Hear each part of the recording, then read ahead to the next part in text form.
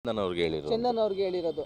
ಇದೇ ಚಂದನ್ ಗೌಡ್ರು ಇದೇ ಒಂದು ವರ್ಷದ MP ಎಲೆಕ್ಷನ್ ಆಗಿ ಒಂದೊಂದು ವರ್ಷ ಆಗಿರ್ಬೋದು, ಒಂದೂವರೆ ವರ್ಷಕ್ಕೆ ಏನು ನನ್ನ ಹತ್ರ ದುಡ್ಡಿಲ್ಲ ಅಂದ್ಬಿಟ್ಟು ಅವತ್ತು 2 ಲಕ್ಷಕ್ಕೆ ಒಡವೆ ಅಡ ಮಡಗ್ದಂತಹ ಚಂದನ್ ಗೌಡನ್ಗೆ ಇವತ್ತು 50 ಲಕ್ಷ ಅಂಗಡಿ ಹೆಂಗೆ ಬಂತು? 50 ಲಕ್ಷ ಅಂಗಡಿ ಹೆಂಗೆ ಬಂತು? ಯಾಕೆಂತಂದರೆ ಅವ್ರದ್ದು ಕಾರ್ ಲೋನ್ ಇದೆ. ಹಂಗಂದರೆ ಅಲ್ಲಿಂದ ಇಲ್ಲಿಗೆ ವೀಡಿಯೋ ಮಾಡಿರೋದು ಯಪ್ಪ ಅಂತಂದರೆ ಅಲ್ಲಿಂದ ಇದು ಸಮೀರ್ನ ವೀಡಿಯೋ ಮಾಡಿದ್ಮೇಲೆ ಇಲ್ಲೂ ಅವನು MP ಎಲೆಕ್ಷನಿಂದ ಇಲ್ಲೂ ಮಾಡಿರೋದು 20-25 ವೀಡಿಯೋ. 20-25 ವೀಡಿಯೋಗೆ ನೀನು 50-60 ಲಕ್ಷ ಸಂಪಾದನೆ ಮಾಡ್ತೀಯ ಅಂತಂದರೆ ಹೆಂಗೆ? ಬೇರೆ ಯಾವುದೇ ಬಿಸ್ನೆಸ್ ಇಲ್ಲ ಇವಾಗ. ನನಗೆ ಗೊತ್ತಿರೋ ಮಟ್ಟಿಗೆ ಬೇರೆ ಯಾವುದೂ ಬಿಸ್ನೆಸ್ ಇಲ್ಲ ಇವಾಗ. ಬಟ್ಟೆ ಅಂಗಡಿ ಬಿಸ್ನೆಸ್ ಮಾಡಿರೋದು. ಈಗ ನಿಮ್ಮನ್ನು ಅಪ್ರೋಚ್ ಮಾಡ್ತಾರೆ, ನೀವು ಯಾಕೆ ಹೋಗಲ್ಲ ನೀವು ಅಂತ? ನಂದು ಅವಾಗ ಕಾಲೇಜ್ ಟೈಮು, ಮತ್ತು ನನಗೆ ಈ ಪ್ರಕರಣದ ಬಗ್ಗೆ ಏನೂ ಗೊತ್ತಿರಲಿಲ್ಲ.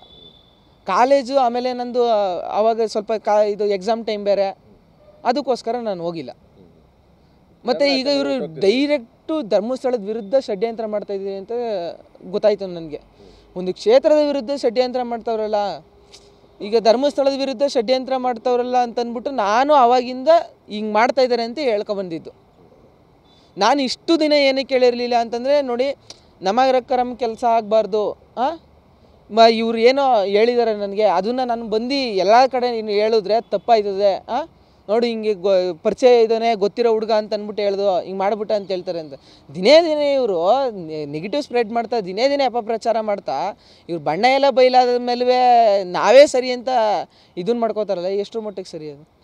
ಈಗ ಒಂದಷ್ಟು ಜನ ಪ್ರಶ್ನೆನೂ ಮಾಡ್ತಾರೆ, ನಿಮಗೆ ಇನ್ನೊಂದು ಕಡೆಯಿಂದ ದುಡ್ಡು ಬಂದಿರ್ಬೋದು, ಅದಕ್ಕೆ ನೀವು ಹಿಂಗೆ ಮಾತಾಡ್ತಾ ಇದ್ದೀರಾ ಅಂತ. ಸರ್, ನನಗೆ ಅವಶ್ಯಕತೆ ಇಲ್ಲ. ಎಲ್ಲನೂ ಕೊಡ್ತೀನಿ, ಮನೆಯವ್ರ ಬ್ಯಾಂಕ್ ಸ್ಟೇಟ್ಮೆಂಟ್ ಎಲ್ಲನೂ ಕೊಡ್ತೀನಿ. ನನಗೆ ಅದರ ಅವಶ್ಯಕತೆನೇ ಇಲ್ಲ.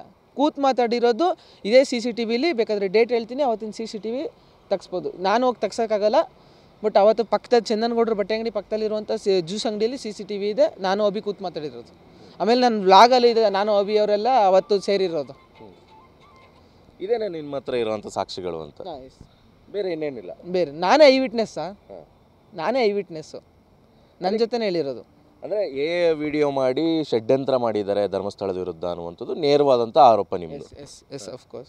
ಈಗ ಈ ಸಮೀರ್ವೇ ಸುಮ್ಮನೆ ವಿಡಿಯೋ ಮಾಡಿಲ್ಲ. ಸಮೀರ್ಗೂ ಇದೆಲ್ಲ ಪ್ರೀ ಪ್ಲ್ಯಾನೆಡ್. ಇದೆಲ್ಲ 2-3 ತಿಂಗಳು ವರ್ಷಾನುಗಟ್ಟಲೆ ಪ್ರೀ ಪ್ಲ್ಯಾನೆಡ್ ಮಾಡಿರೋದು. ಇದೆಲ್ಲ ಹಿಂಗೆ ಆಗಬೇಕು, ಹಿಂಗೆ ಎಕ್ಸಿಕ್ಯೂಟ್ ಆಗಬೇಕು ಅಂತ ಮಾಡಿರೋದು. ಇನ್ಕ್ಲೂಡ್ ಸಮೀರ್ಗೂ ಕೂಡ ಫಂಡಿಂಗ್ ಆಗಿದೆ ಅಂತ ಅವನೇ ಹೇಳಿದ್ದು, ಅಭಿನೇ. ನಮ್ಗೆ ಅಲ್ಲಿ ಗಂಟ ನಮ್ಮವ್ರಿಗೆ ಯಾರಿಗೂ ಗೊತ್ತಿರಲಿಲ್ಲ, ಇನ್ಕ್ಲೂಡ್ ಯಾರಿಗೂ ಗೊತ್ತಿರಲಿಲ್ಲ ಸಮೀರ್ಗೆ ಫಂಡಿಂಗ್ ಆಗಿದೆ, ಸಮೀರ್ ಅವ್ರ ಜೊತೆ ಸೇರ್ಕ ಮಾಡಿದ್ದಾನೆ ಅಂತ.